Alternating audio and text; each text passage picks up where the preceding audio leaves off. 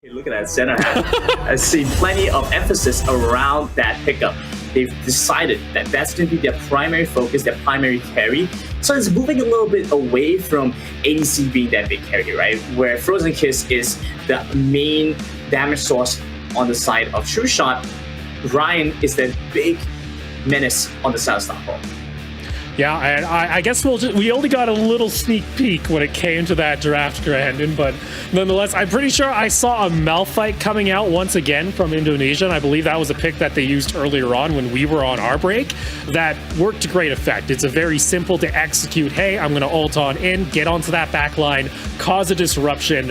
I'm interested to see how Starcall is going to handle that, because that really puts a target on Nathan's back, who's going to have to be pretty quick with his fingers if they want to be able to get themselves to safety after seeing a Malphite charge in. Yeah, it's pretty terrifying, but at least playing the Ezreal, you still have the Essence Flux to get away from potential Malphite ults, but you can also play from a distance, right? So you have that level of flexibility against the Malphite. And into the game we go here, as this is going to be match 10 on the day. And we'll see which of these two teams are going to be able to take home the victory. Like we have mentioned time and time again, Inspired. If they want to be able to take home the victory here, it helps try and align for that possible three-way tie. On the side of Starcall, they themselves also would be looking at toward, I believe it's a 2-1 record themselves if they take the victory here, but things get a little bit more messy, I believe, for Inspire. So we'll have to see how this one's going to pan out. As taking a quick look, we get to see, I think that is one of our either first or second Dr. Mundo we're actually seeing on the day today. Yeah, an interesting pickup. Looks like Dr. Mundo up against a Malphite should do pretty decently. The cleavers do percent health damage, so has a pretty good chance to match up in this lane. But of course, we've seen how VY does in his matchups. He is such a dominant force on that Malphite. I mean, he's the unstoppable force after all. But I want to talk a little bit about the mid lane matchup, because Zyrie has been very prolific of playing the Ahri, right? The last game where he had his Ahris taken away from him and where he's had to play for the Orianna instead, he definitely didn't look as comfortable. And there was quite a big difference in terms of what the team could do once you lose that level of wave clear, when you lose that level of presence in the lane. Whereas now you can see he has quite good control of the mid lane, is able to shove out the Zed, able to set up good control over the mid. Just has to go and be careful not to get burst down once the Zed hits level 5, because that's always a big threat that Ahri players or any mage player has to be concerned about playing as a Zed, right? Yeah, my thing is here, though, for Jess especially, I don't think they're looking for necessarily any kills in lane, because if you take a look toward kind of the team fight that we're going to be seeing later on, it's very much an all-in style that you're going to have a front line that's going to be an Amumu and a Malphite just looking to just stun up everybody, and even if they don't catch out the Ashe, it's really easy for that Zed to kind of find an access into the backline. So for team fights, I'm a bit afraid here for the team, for Team Starcall, as I feel like that could be a bit of a messy situation.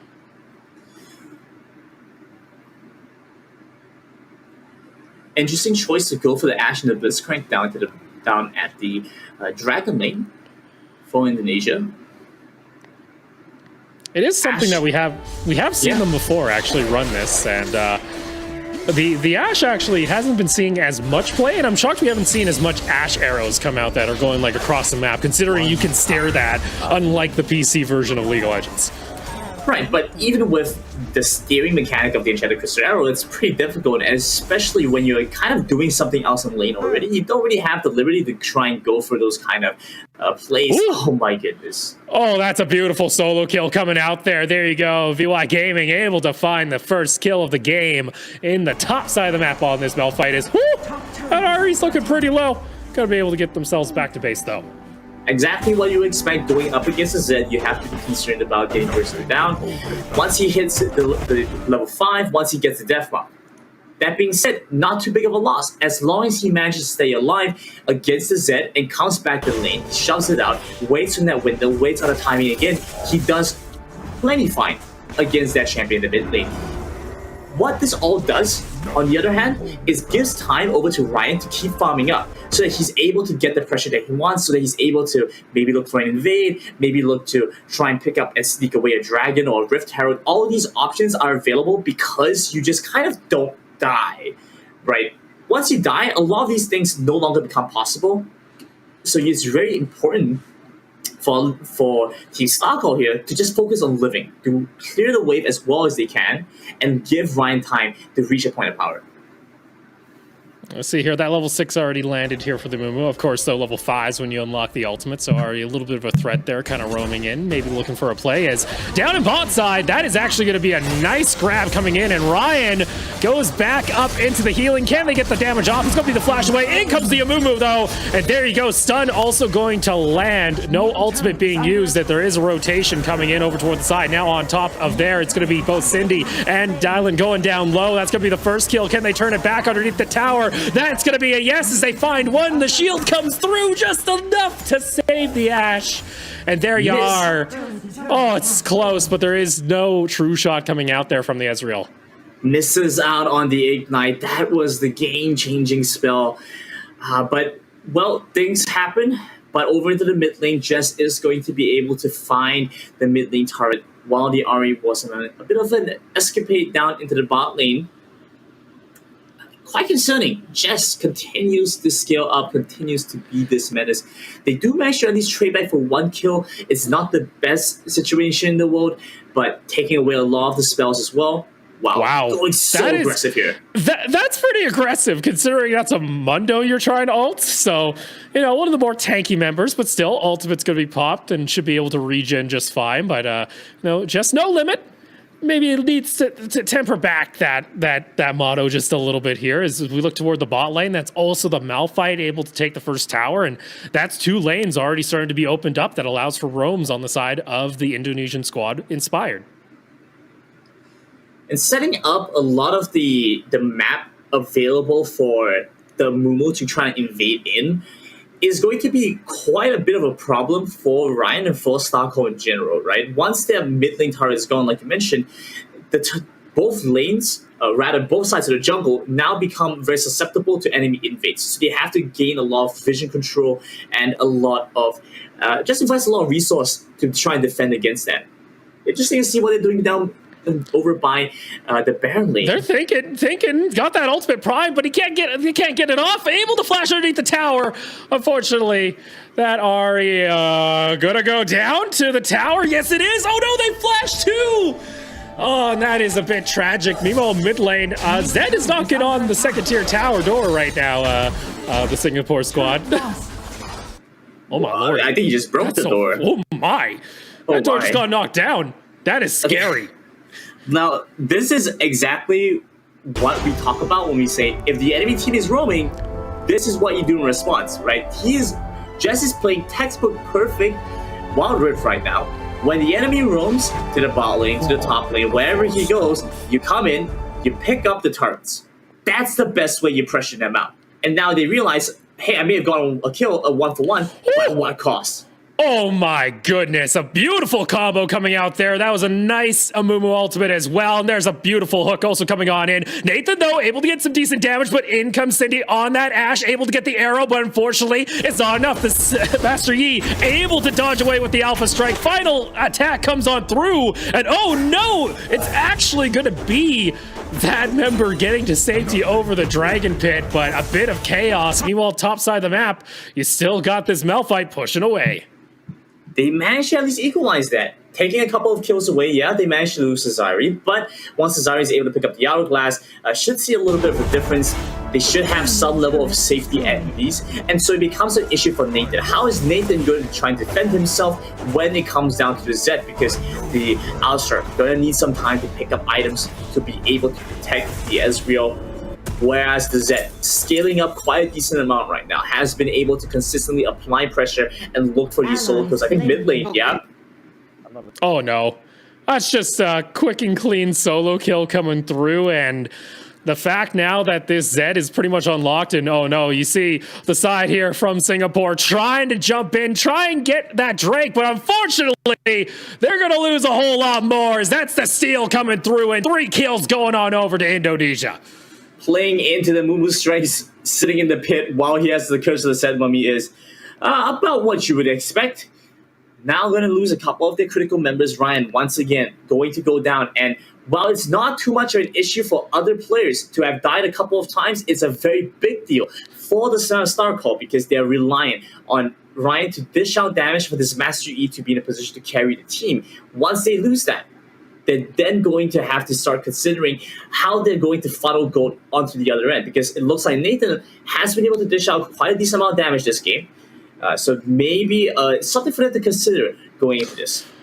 Oh, that's just mean now. Look at what just got picked up there for Jess. That was actually just teleport getting locked in as the activatable item. And if you thought they were all over the map already, well, that just gives more options. And we do see here on the side of Starcall, they decided, all right, you know what, we're just going to 4-man mid and hope for the best. But guess what? Those side lanes are continuously just getting pushed in nonstop. And Cindy's going to try and hide in the brush. They're able to catch out the one member. In comes that unstoppable force, in as well as the silence, and the ignite is there. True shot barrage cuts through the middle of the team. Another Mumu ult though finds multiple members. It's a triple kill coming through. A double kill there for Jess, and there you are, 4 members down, and Nathan, the only member alive, trying to stay safe underneath that second tier tower.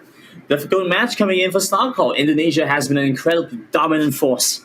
They've gone up in every match that we've seen Jess play so far. He's come out ahead, he's become the MVP, and it looks true this game as well. He hasn't been involved in as many fights as before, mostly just looking for these solo pickoffs, right? Especially against the Ahri, who is most susceptible. But just his main pressure and his main goal right now is to try and create discord within Starcall by picking up these turrets, by looking for these objectives.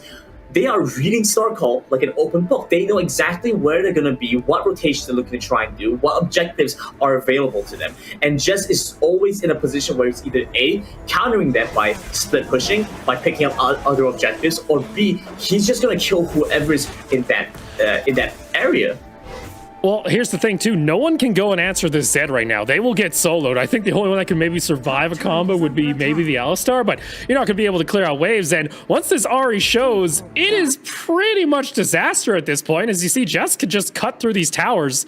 It doesn't have teleport to go and answer a possible team fight, and maybe that's an opportunity, but not if your team's getting caught out like that as Cindy picks up another kill. Honestly, is it even much of a consideration? Is it even much of a concern, rather, for the side of Inspired to lose a team fight right now? They've been able to consistently look for these, and wow, look at that, engage onto Nathan. No. That's just an all-in coming through once more, and there you go. Maybe the Alistar lives for an extra second, and in goes the Yi, but one at a time. That's not the way to go.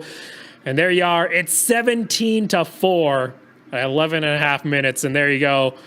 Inspire looking to knock down this inhibitor tower. Not going to be able to just yet. Members still alive to clear out the wave, but things are looking a bit dire here for Starcall.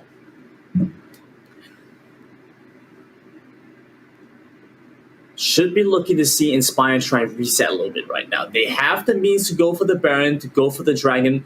Looks like they're just going to go for the Baron. Yeah, exactly. They have the means to go and do so. Just take some time. Go for the clean, safe play. There's no need to take unnecessary risk at this point. They've already managed to establish a very strong position for themselves. And you can see Jess being an absolute menace to Starcall, distracting them over by the Dragon Lane while Baron is being picked up. And Starcall are none the wiser. They had to invest so many just to deny the Zed. They couldn't stop the Baron at all. Unfortunately there, now Baron buff in hand. Starcall gonna have to turtle back and try and delay this game as long as possible. But even you said, Grandin, early on, you don't think that they actually have scaling on their side. They do have a Master Yi, but the all-in potential that can come out from this Indonesia squad is a bit disgusting with the combo they have. Exactly. You might have damage on the Ezreal. He might be able to do kill a couple of players, but all this is just conjecture. It doesn't really mean very much when the rest of the team is dead. You have no frontline. Ezreal is effectively useless in that case, right? You're a spellcaster AD carry. You have a little bit more agency than some other traditional type AD carries, but it doesn't mean all that much. You're still going to be in a position where you're wondering if you're going to get killed off by the Zed, wondering whether the Malphite's going to ult you. All these issues just compound. You just don't have very much you can do as Ezreal in this game. See here, and the other thing too, you got Ryan that's on this Master Yi that's very much in cleanup duty. You do see an engage coming out, Alpha Strike onto the main member. They are able to find the charm, but still not enough damage. And he's gonna get taken on down alongside the tower, and 3 members fall individually, one by one. And is now just the lone Ahri alongside the Ezreal. But unfortunately for their Inspire, able to go now 3-0 on the day as Team Starcall has to go 2-1 and be a little bit disappointed they're not able to find themselves another victory here, but Inspire very happy overall. I mean, I would be happy if I went 3-0, clean sweep, and each game incredibly decisive, right? Wasn't much room to question the abilities of Team Inspire. I would say that they are looking to be one of the strongest competitors in this competition. Starcall, they've had their good moments, they had their good shining moments, but when it came to this game, you could just see the difference that was really there, and I would have to say that I would say it's partly